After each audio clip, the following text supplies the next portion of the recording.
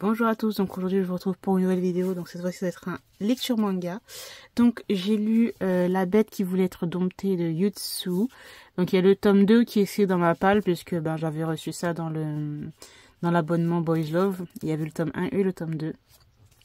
Donc ça j'ai bien aimé, ça allait, les dessins aussi étaient pas mal.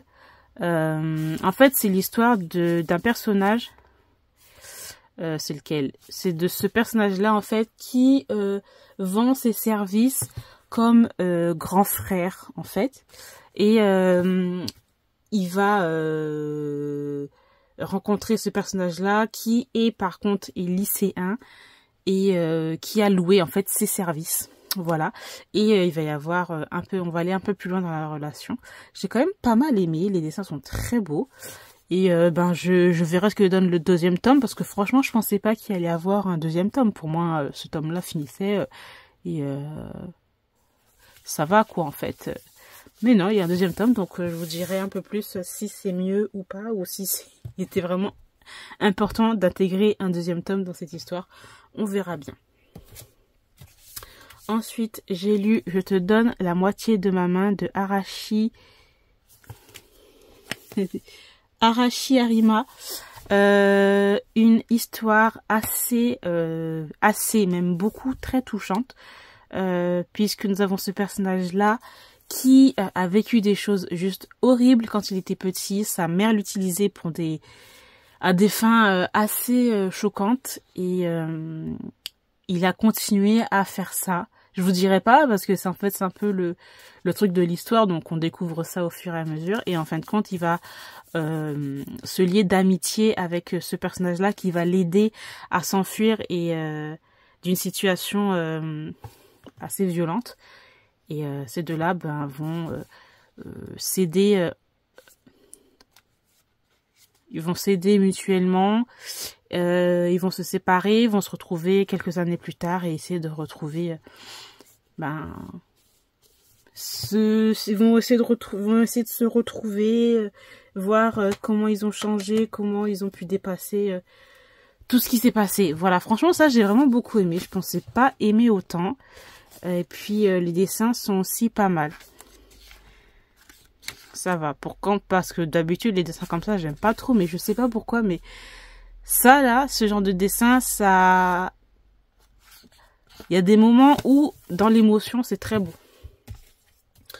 Ensuite, j'ai lu L'étonnant secret de Goku Reda, mon patron, de Lika Arata, en 2 tomes. J'ai aimé sans plus, c'était assez drôle, mais bon, c'est un peu what the fuck, hein, parce que bon, on a un personnage qui est le patron d'un autre personnage qui est son larbin. Il le maltraite de ouf, et tout le temps, enfin c'est vraiment son larbin. Va faire ci, va me chercher un café, va faire ça. T'as pas terminé les emplois du temps. Tu finiras avant lundi alors qu'on est vendredi. Voilà, bref. Et donc, lui, un jour, il va envoyer un lien à ce personnage-là. Donc, lui, c'est le patron et lui, c'est le larbin. Et donc, lui, il va envoyer par erreur un lien qui va sur une page Instagram où on voit un gars qui met des vêtements féminins. Et en fait, lui va se rendre compte que c'est son patron. Et voilà, on va commencer par ça parce que le gars adore mettre des vêtements féminins sur lui. Enfin bref, tout un cinéma. Donc bon, c'était drôle, mais bon, voilà, ça casse pas 3 pattes à un canard, quoi. Vraiment, vraiment pas. Donc bon, il y a un tome 2, pourquoi pas. On verra ce que ça va donner. Pour les dessins, les dessins sont jolis, ça va. Ça va, quoi.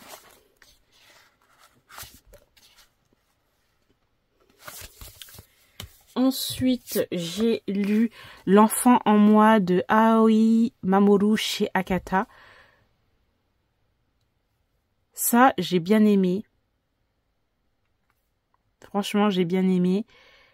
Mais ça n'a pas été un coup de cœur. Mais je sens que la suite va être encore mieux.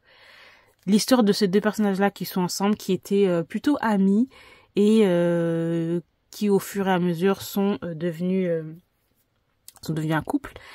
Et malheureusement il va y avoir un petit problème, un petit accident, et ce personnage là va tomber enceinte, et on va suivre les choix qu'ils vont faire, etc. Franchement, au début, j'étais en train de lire ça, je me dis, oh, ça va être une énième histoire du lycéen, blablabla.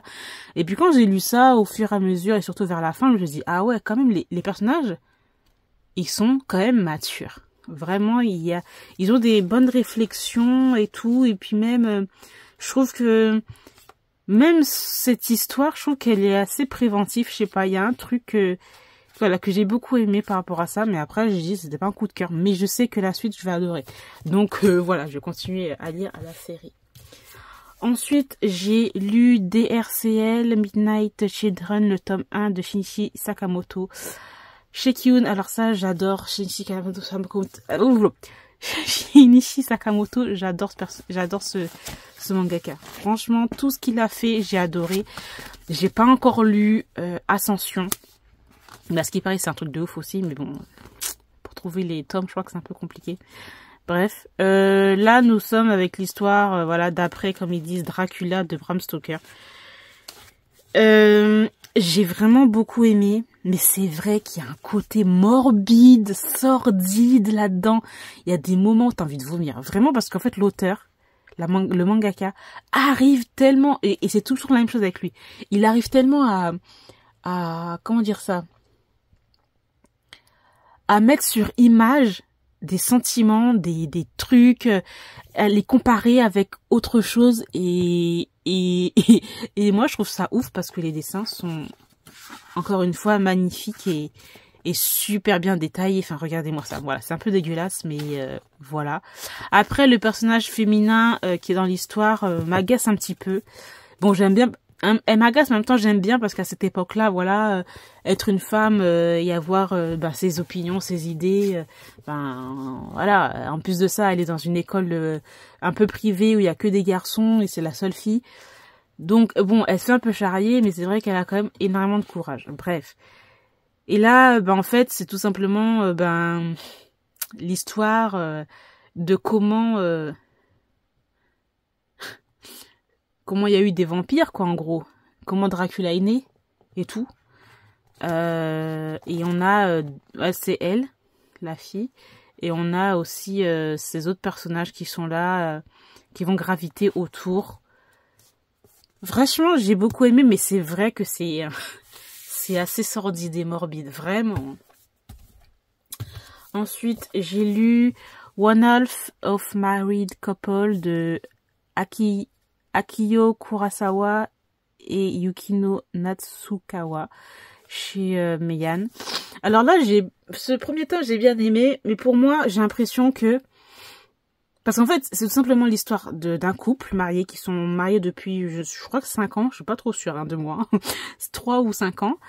Et la fille va remarquer que son mari rentre de plus en plus tard, qu'il est assez distant, et en plus de ça, elle a vu sur son portable, bon c'est pas qu'elle était en train de chercher, mais ce qu'elle a vu tout à fait au hasard sur son portable, un message d'une femme qu'elle ne connaît pas, et qui dit oui on s'est bien amusé ce soir, je sais pas quoi, et commence à avoir la paranoïa oui il me trompe en fin de compte, on revient sur des histoires passées, sur du passé, du présent. Et moi, en même temps, je me dis... Comment dire ça? Comment expliquer ça? Je suis là et je me dis... Est-ce que c'est pas un petit suspense pour nous dire... Ouais, en fin de compte, le gars, il est pas en train de la tromper, mais c'est autre chose. Et en fin de compte, ils sont sur un truc... ils sont sur un truc... Pour nous... Vraiment, ils nous mettent sur des pistes et j'ai l'impression que c'est fait exprès. Donc, est-ce que vraiment le gars, il la trompe ou est-ce que ce qu'il fait, il y a un autre secret? Tu vois vous voyez ce que je veux dire? Donc, c'est ça qui j'ai pas l'impression que c'est une histoire de tromperie. Mais on verra. D'ailleurs, j'ai eu l'impression que j'ai vu, je sais pas si ça a été adapté en drama. Parce que j'ai l'impression que j'ai dû voir un premier épisode parce que il y a un truc qui me dit que, je sais pas, j'ai l'impression que j'ai déjà vu un truc comme ça. Ensuite, j'ai lu le tome 2 de Lullaby of the Dawn de Ishika Yuno. Donc là, dans ce tome-là, ces deux personnages-là sont séparés. C'est pas, ils sont séparés, genre, ils ont voulu être séparés. Ils sont séparés malencontreusement. Lui, il va se retrouver dans un autre truc, et lui aussi, donc voilà, c'est un peu compliqué. Et on suit l'histoire d'un côté et son histoire de l'autre. J'ai bien aimé, mais c'était pas ouf ce deuxième tome. Franchement, j'ai préféré le premier tome. Ce deuxième tome-là, en fait, c'est un peu, j'ai l'impression, un tome de transition, entre guillemets, pour voir l'évolution des personnages, en fait, où ils vont aller, dans quelle direction ils vont aller. Pour moi, j'avais l'impression que c'était transition, quoi. Donc, à voir. Après, on a toujours les histoires de chamanerie, là, et tout, de personnes qui sont possédées par des démons, et que, voilà, nous avons une équipe qui est là pour faire tout ça. Bon, une équipe pour faire tout ça. Je pense que vous avez compris ce que je voulais dire, bref. Un peu déçu. Je vais acheter le tome 3. Si le tome 3, j'aime pas plus que ça, après, je sais pas si c'est une série qui se termine en 3 tomes. Personnellement, je vais pas garder la série. Voilà. On va essayer de lire le tome 3 et puis on verra ça. On verra bien ce que ça va donner. J'ai lu le tome 2 et le tome 3 de la série Salad Day. Ça, j'ai adoré. C'est tellement doux comme histoire. Ces deux personnages-là sont trop mimi. Et tous les personnages aussi autour. Enfin, il y a pas mal de thématiques intéressantes aussi. Le divorce, l'abandon de certains projets, l'acception de soi. Vraiment, il y a pas mal de trucs intéressants et tout. Et là, dans cette fin de troisième tome-là, on a un grand artiste qui va peut-être prendre sous son aile ces personnages-là. J'aime vraiment beaucoup, en plus, le contraste boxe, danse classique, enfin, et les deux personnages, ça apporte beaucoup. J'adore. Je crois que c'est ce tome-là qui était réversible, non? Ah non, c'est l'autre alors. Parce que ça, je crois, je préférais celui-là. L'autre, c'est joli, mais c'est trop rouge, en fait, à mon goût. Donc, voilà. Hâte de lire le quatrième tome. C'était vraiment très bien. Ensuite, j'ai lu The Ice Guy and the Cool Girl chez Mangatsu, le premier tome. J'arrête ici, moi j'arrête là. Alors moi, je pensais pas que c'était comme ça. J'ai eu l'impression que c'était un chapitre, une petite histoire vite fait. Un deuxième chapitre, une petite histoire vite fait. Un troisième chapitre, une petite histoire. À chaque fois, c'est comme ça, c'est très court, c'est des chapitres très courts. Et à chaque fois, à chaque début de chapitre, on a toujours un peu le même truc un peu répétitif. Chapitre 1, ça me fait ça. On va passer ensuite au chapitre 2. Hop, on passe. C'est tout le temps ça, voilà. C'est le descendant de la femme des neiges. Dans le chapitre 1, on disait, il est le descendant de la femme des neiges. Dans le troisième chapitre, ça m'énerve, ça m'énerve. C'est tout le temps la même chose. Donc voilà, après voilà. C'est quoi? C'est l'histoire de ce personnage-là, qui est le descendant de la reine des neiges. Et donc, ce monsieur, il est toujours avec des trucs de froid, de tempête de neige autour de lui quand il passe quelque part. Les gens ne restent pas à côté de lui.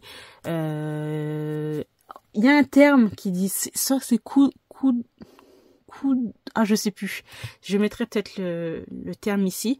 On a ce personnage-là qui, on sait pas en fait, c'est pas très expressif. Et elle non plus. Et au final, en fait, lui, il est amoureux d'elle. Et elle est amoureuse de lui. Mais il n'y a rien qui est dit. Et c'est lent. Voilà. Donc, bon, malheureusement, la couverture très jolie. Les autres couvertures sont très jolies. Je pensais que ça allait être mieux que ça. J'aime pas les faits que... Ça fait penser un peu à Otaku. Le principe, le truc, j'aimais bien. Je trouvais ça drôle et tout. Mais après, premier tome, deuxième tome, troisième tome, quatrième tome, ça m'a grave gavé, en fait. Des chapitres courts comme ça, qui, je sais pas, j'ai l'impression qu'ils servent à rien. Alors, peut-être qu'après, dans les autres tomes, c'est mieux, c'est plus développé, etc.